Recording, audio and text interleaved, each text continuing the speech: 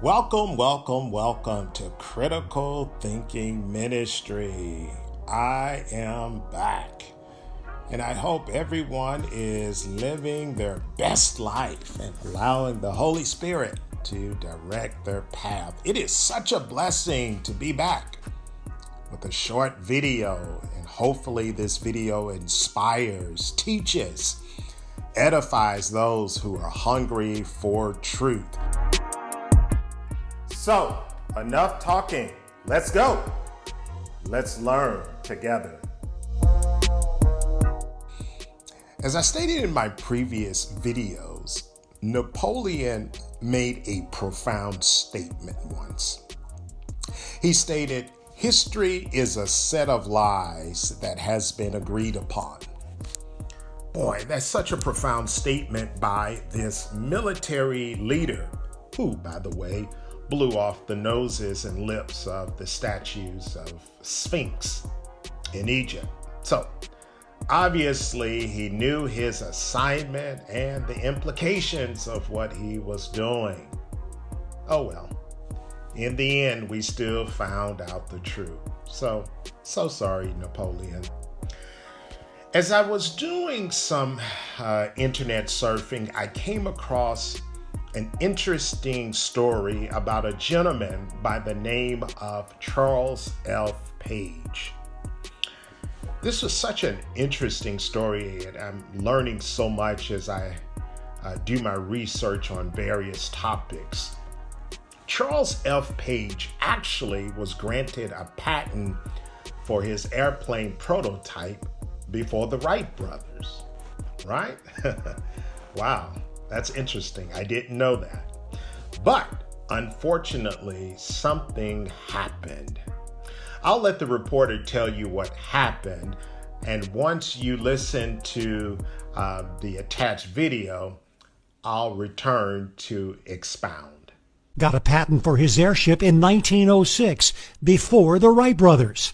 But Page's story takes an unusual turn. He planned to enter his airship in a competition for a $100,000 prize at the 1904 Louisiana Purchase Exposition in St. Louis. He took his life savings.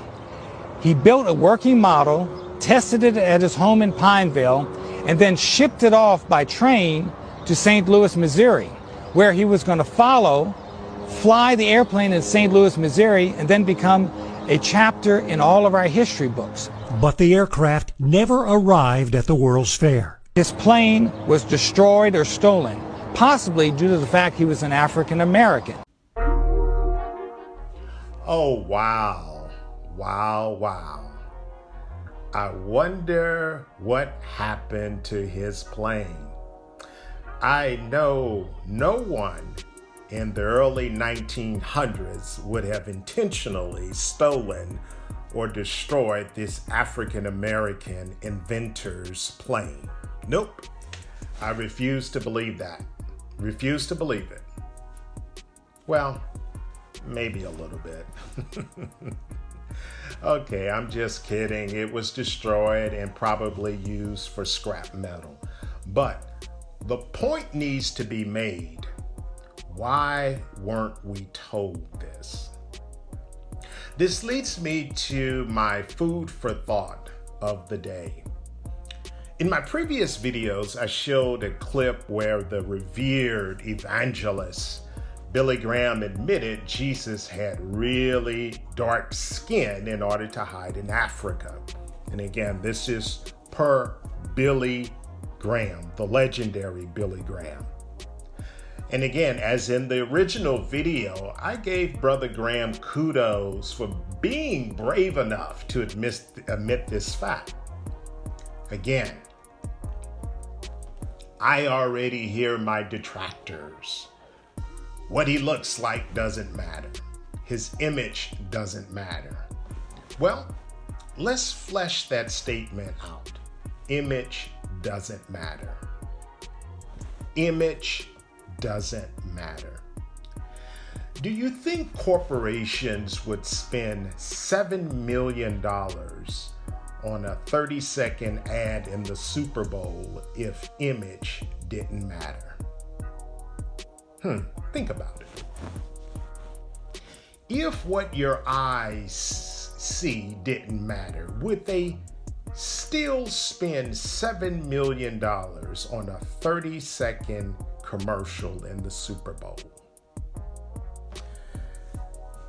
Corporations know imagery is powerful, and marketers know this. One day I was pumping gas and there was a small monitor on the pump, and there was a commercial for Mountain Dew.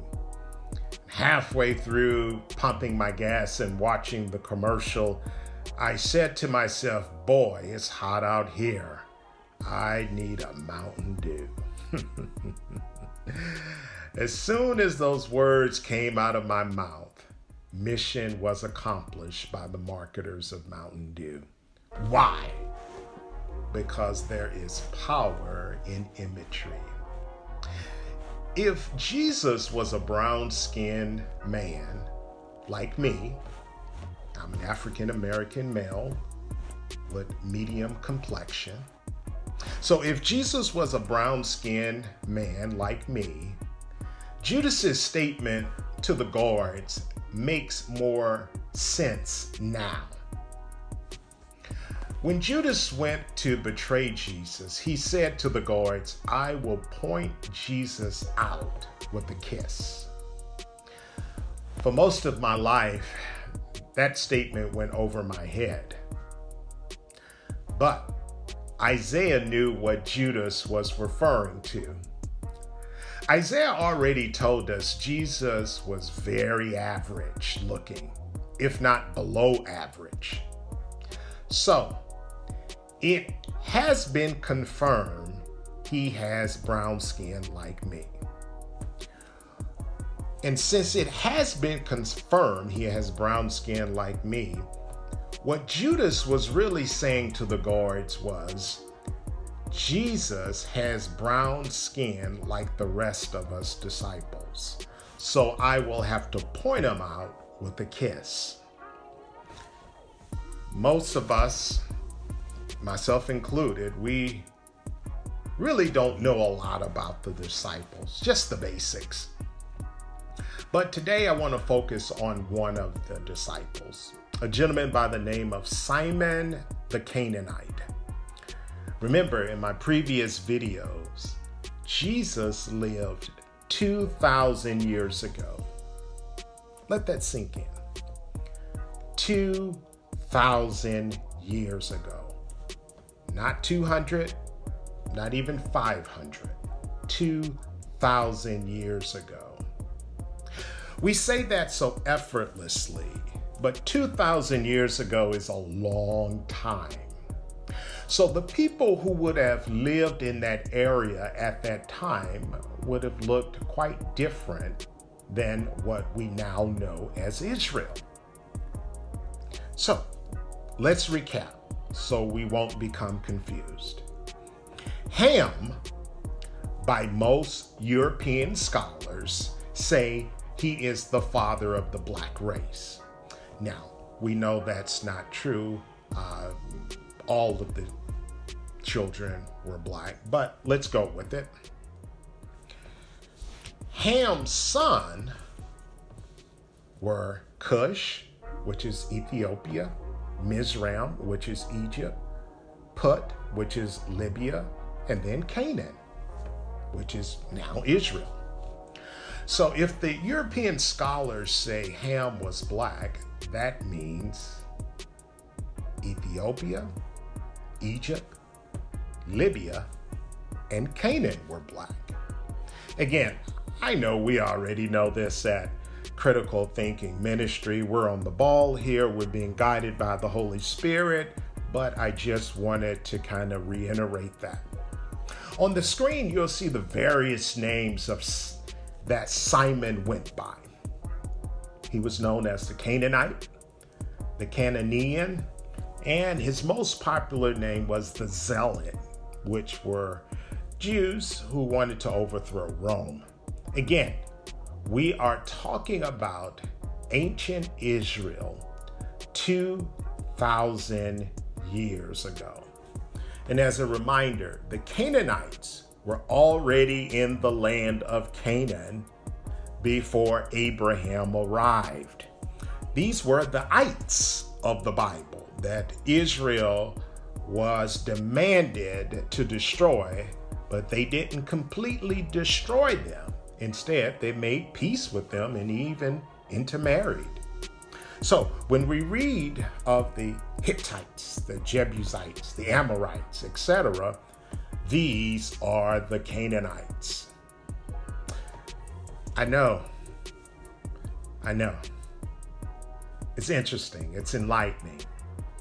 And 10 years ago, I didn't know this, just like I didn't know about the inventor, Charles F. Page.